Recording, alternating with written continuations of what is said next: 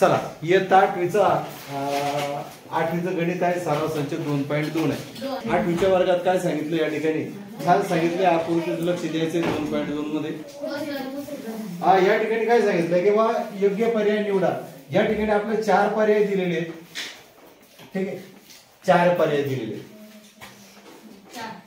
काय सांगितलं की बा शेजारील आकृतीत जर रेषा यम, कोणती रेषा आहे ही यम रेषा, रेषा यम हे समांतरचं चिन्ह आहे, असं उभ्या दोन रेषा समांतर रेषा यम रेषा यन, म्हणजे रेषा यम समांतर रेषा यन, म्हणजे ही यम जी रेषा आहे ती यन ला कशी आहे समांतर.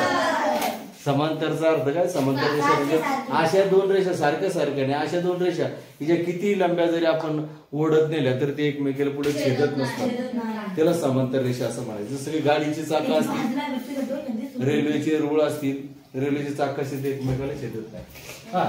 तर यन असेल म्हणजे यम ही यनला जर समांतर असेल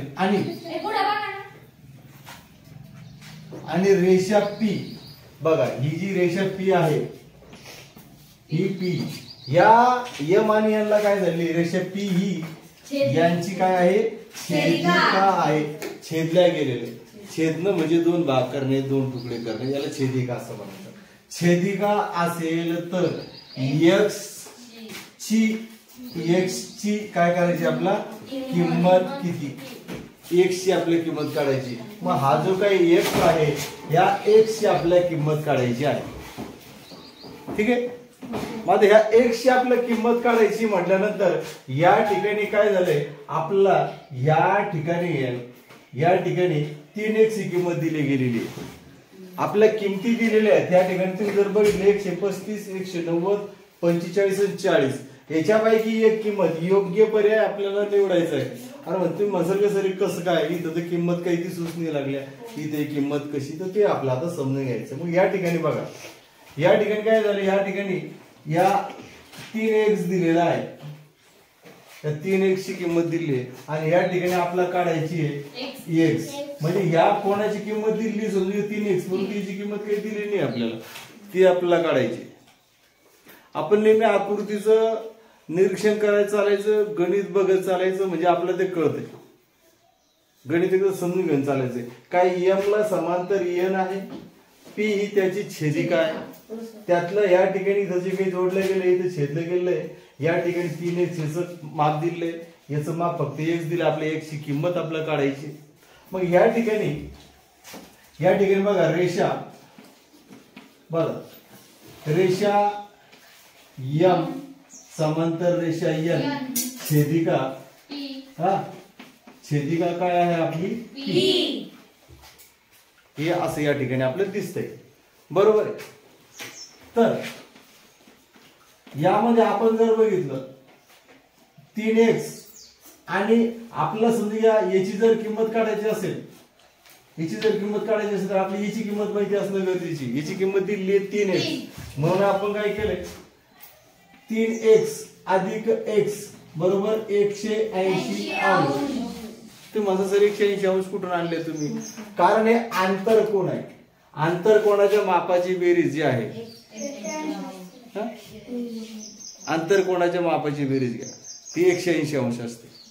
ठीक आहे, मग या ठिकाणी म्हणून या ठिकाणी काय आंतरकोणाच्या मापाची बेरीज आपण घेतली 180 अंश. तर मग आता या ठिकाणी 3x अधिक x किती झाले 4x बरोबर 180 अंश.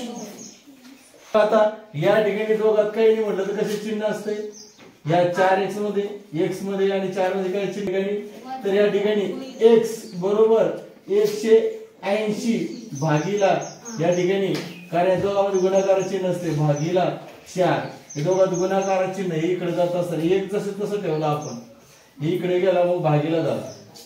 मग 4 घेतल्यानंतर आपण भाग जर आपण या ठिकाणी जर दिला तर कितीचा भाग बसतो या ठिकाणी बघा बरं, 4 चौक 16 किती उरले 2, मग किती राहिले 4 पंचे 20 गेला भाग. बरोबर 4 1 4 4 4 16 4 25 किती आले या ठिकाणी 45. म्हणजे या ठिकाणी आपलं जे काही 45 दिलेलं आहे हे त्याचं माप. x ची किंमत जी आली आहे ती आलेली आहे आपली 45 अंश.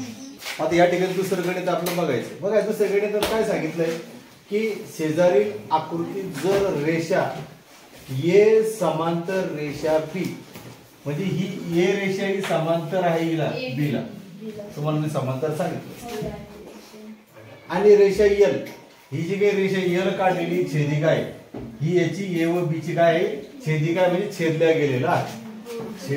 छेदिका असेल तर x ची किंमत काढायची आपल्याला ह्या x ची किंमत काढायची. ठीक आहे, x ची किंमत काढायची. ह्या मागच्या गणितासारखंच एक गणित आहे आपल्या. या ठिकाणी 1 2 3 4 पर्याय दिले, 90 अंश 60 अंश 45 अंश आणि 30 अंश. यापैकी एक उत्तर ते आपलं असणार आहे. मग या ठिकाणी आपण जर इकडे जर बघितलं, आपण याचं जर निरीक्षण जर केलं,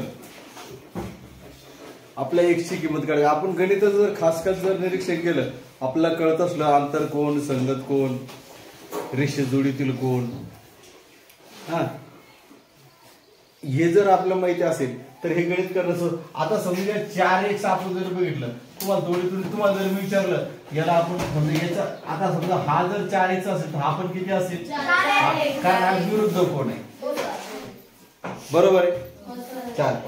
आता मी जर म्हणलं हा 4x आहे तर हा किती असेल, ए बी आले. याला नाव दिलं आपण सी, याला नाव देऊ आपण डी, याला नाव देऊ आपण ई, नाव देऊन टाकले समजा. आता हा 4 म्हणजे हा सी कोण, आता ए झालं, A B C D E, याला नाव देऊन टाकलं आपण एफ नाही म्हणून, ना याला एफ नाव दिलं. याला आपण नाही, याचं काही काम नाही, याचं नाव आपण दिलं जी, हा याचं नाव दिलं आपण एच, असं नाव देऊन टाकलं समजा आपल्याला. आता मी तुम्हाला विचारतो, कारण काय या हा सी चा विरुद्ध कोण झाला एफ, हे जर 4x माप असेल तर हे पण किती राहील 4x राहील. ठीक आहे, आता तुम्हाला जर म्हणलं सी चं माप आणि डी चं माप तुम्हाला जर विचारलं तर किती आहे, त्याच्यावर मागच्या गणितात जर बघितलं तर ह्या अंतर कोणाच्या 180 अंश बरोबर. म्हणून बघा रेषा ए समांतर रेषा बी छेदिका वेदिका नाही छेदिका एल, हा सॉरी आता हा 2x याच्याही विरुद्धात हा सुद्धा येतो 2x येईल, कारण हा याच्या विरुद्ध राहील. ठीक आहे, हा याच्या विरुद्ध राहील, बरोबर आहे. हा जो एच आहे याच्या विरुद्ध हा कोण आहे ना इकडचा, हा कोण याच्या विरुद्ध आहे. हा 2x असेल तर आपण 2x राहील, 2x राहील. म्हणून या ठिकाणी आपलं 2x. ठीक आहे, मग आता हे झालं 6x झालं, हे झालं 6x. ओके, मग आता या ठिकाणी x बरोबर 180 भागिले 6, म्हणून मग 6 ने जर भाग दिला 6 त्रिक 18 शून्याशी 0 30 अंश.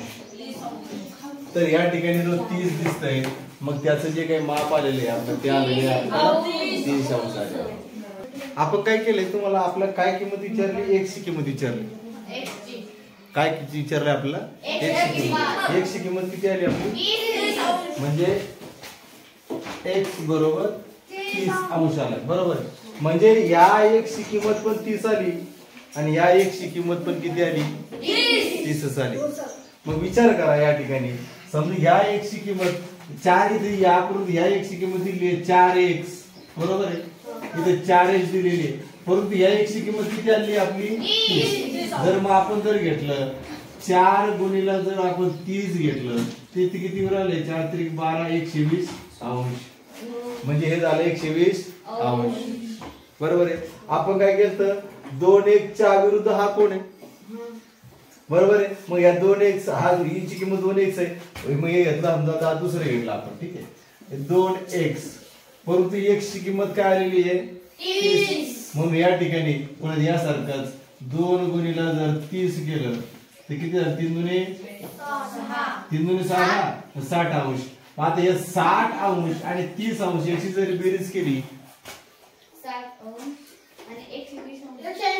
किती आले 180 अंश. म्हणजे या ठिकाणी आंतरकोणाच्या मापाची बेरीज किंवा याची विरुद्ध कोण दिल्यानंतर याच्या लगतच्या कोणाच्या मापाची किंवा रेषे जोडीतील कोणाच्या मापाची बेरीज 180 अंश येत असते. हे आपलं लक्षात ठेवायचंय.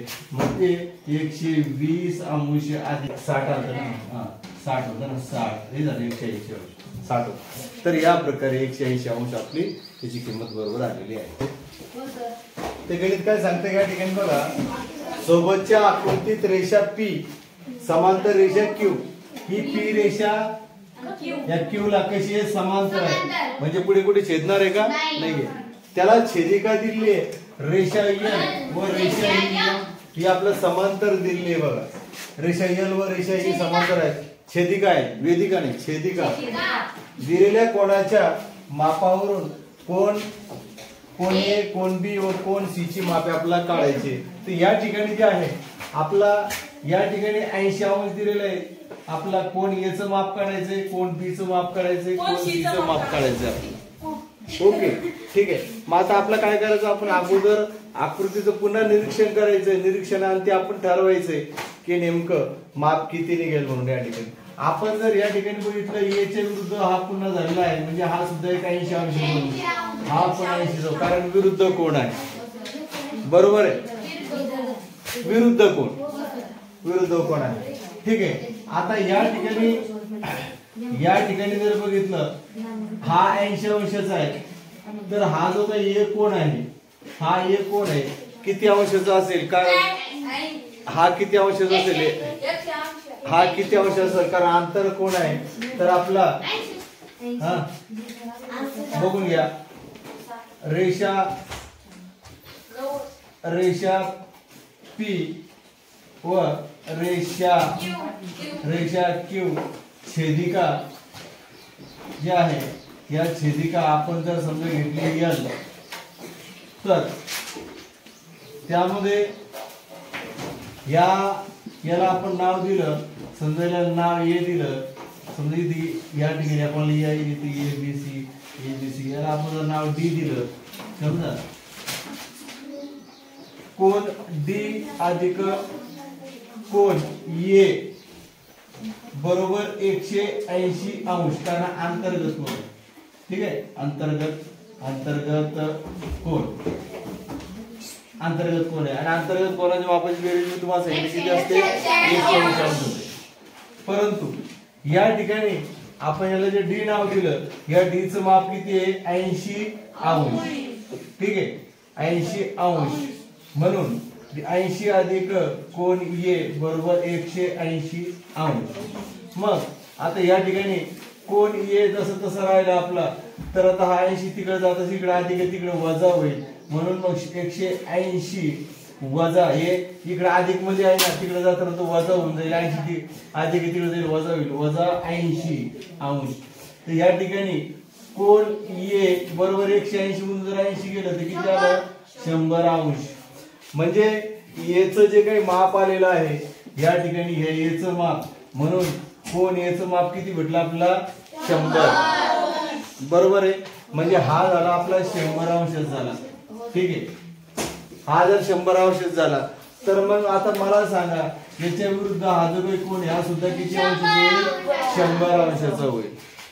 याच्याकडे जर आता जर बघितलं, तुमच्याकडे जर तुम्ही जर बघितलं, हा जर कोण 100 अंश झाला, तर हा कोण किती अंशाचा असेल बरं, अंतर्गत कोण आहे, हा 100चा, हा कितीचा असेल, 80, कारण 180 व्हायचे, हा 80 अंशाचा असेल. बघा तुम्ही जर निरीक्षण करून जर बघितलं तर, हो. जर मग हा 80चा असेल, तर हा B पण कितीचा असेल, हा B पण 80 अंशाचा असेल. आणि हा जर म्हटलं तर हा 100चा असेल, कारण हा रेषीय जोडीतील कोण आहे इकडचा. रेषीय जोडीतील कोणाच्या मापाची बेरीज, एका रेषेवर जे कोण येतात ते रेषीय जोडीतील कोण, तर ते झाला, हा झाला 100 होऊन जातो. आता पुन्हा जर तुम्हाला जर म्हटलं मी हा 80चा आलेला आहे, तर हा पण कितीचा राहील, हा कितीचा राहील, हा 100चा राहील, कारण अंतर्गत कोण आहे, हा अंतर्गत कोण आहे. आता याच्या विरुद्धचा जर म्हणलं तर हा 100 अंशाचा राहील, परंतु यालाच लागून हा आहे, परंतु हा राहील 80 अंशाचा, कारण रेषीय जोडीतील कोण आहे, रेषीय जोडीतील कोण आहे. लक्षात ठेवा, एक कोण निघाला की बाकीच्या सगळ्या कोणाची माप सांगण्याने काढणं सहज शक्य होत आहे. आणि प्रत्येक वेळेस गणितामध्ये गणित करत असताना आपल्याला हे लिहिणं गरजेचं आहे. आपण फक्त काढलं या ठिकाणी याचं माप काढलेलं आहे, आपल्याला याचं माप 100 अंश आलं होतं. मग आता आपलं काढायचं होतं, काय काढायचं होतं, आपलं बीचं माप जर काढायचं होतं, आपलं बी इथं घेतलेलं आहे. आपण बीचं माप इथं घेतलंय, बीचं माप इथं घेतलं, कारण मग आपला प्रत्येक कोणाला जर आपण नाव दिलं, समजा या ठिकाणी इथं नाव घेतलं, या ठिकाणी आपण जर बघितलंय हे डी बघितलं, डी 80 आलं, इथं याचं हे नाव होतं ABCD, याला नाव दिलं आपण, समजा ई, याला नाव दिलं F, याला नाव दिलं G, ठीक, याला नाव दिलं H, याचं तर नाव शी दिलेलं आहे. तर यानुसार जर आपण घेतलं, म्हणून या सगळ्या कोणाचं माप तुमच्या समोर जर लिहिलं आपण, मी आता कोण हे झालं तर कोण बीचं माप काय सांगितलं तुम्ही मला, कोण बीचं माप काय सांगितलं, बी कुठे गेलाय, ए बी, कुठे बी, कुठे बी हे 80 अंशाचा आलेला आहे. ठीक आहे. त्यानंतर मग सीचं पण किती सांगितलं आपलं, कोण सीचं पण जे आहे, कोण सीचं सुद्धा 80 अंश माप आलेले हे तुमच्या समोर या ठिकाणी दिसतंय. कसं आलेलं असतं ते आपल्या यावरून आपल्याला लक्षात येतं. ते करत असताना ते आपल्या या स्वरूपात मांडायचं असतंय. ते एक मांडत असताना कसं मांडायचं, वर रेषा पी, समांतर रेषा क्यू, छेदिका त्याला समजा या ठिकाणी LM. ठीक आहे. मग या ठिकाणी पुन्हा डबल तुम्हाला काय घेणं, या ठिकाणी जर या ठिकाणी कोण डी व कोण ए बरोबर 180 अंश असेल, कोण डी व कोण ए 180 अंश असेल, परंतु कोण ए अधिक कोण ई जर केलं, हे जर समजून घ्या, किंवा हे याचं कोण एचं माप आणि ईचं माप समांतर माप आहे, कारण हा याच्या विरुद्ध कोण आहे. ठीक आहे, हा याच्या विरुद्ध कोण आहे. परंतु मग याच्या समोरचाच आपण जर कोण बघितला, कोण ई अधिक कोण या ठिकाणी F 80, ते झाले 180 अंश आहे. ठीक आहे, हे 180 अंश व्हायला लागलेलं आहे. हे 180 अंश झालं तर मग त्यालाच लागून हा जर कोण G घेतला तर मग कोण हा F अधिक कोण G बरोबर 180 अंश, कारण रेषीय जोडीतील कोण आहे. ठीक आहे. त्याच्यानंतर पुन्हा कोण G अधिक कोण B बरोबर 180 अंश, कारण हे सुद्धा एका रेषेवरती रेषीय जोडीतील कोण आहे. त्यानंतर या ठिकाणी कोण B अधिक कोण H हे जर घेतलं तर 180 अंश, कारण अंतर्गत कोण आहे. ठीक आहे. कोण H अधिक कोण C 180 अंश, कारण 180, कारण हे सुद्धा रेषीय जोडीतील कोण आहे. या स्वरूपात ही जी सगळी माप असतात ती आपल्याला काढायची असतात. ही आकृती समजली का अशी, यानुसार असं ते असते.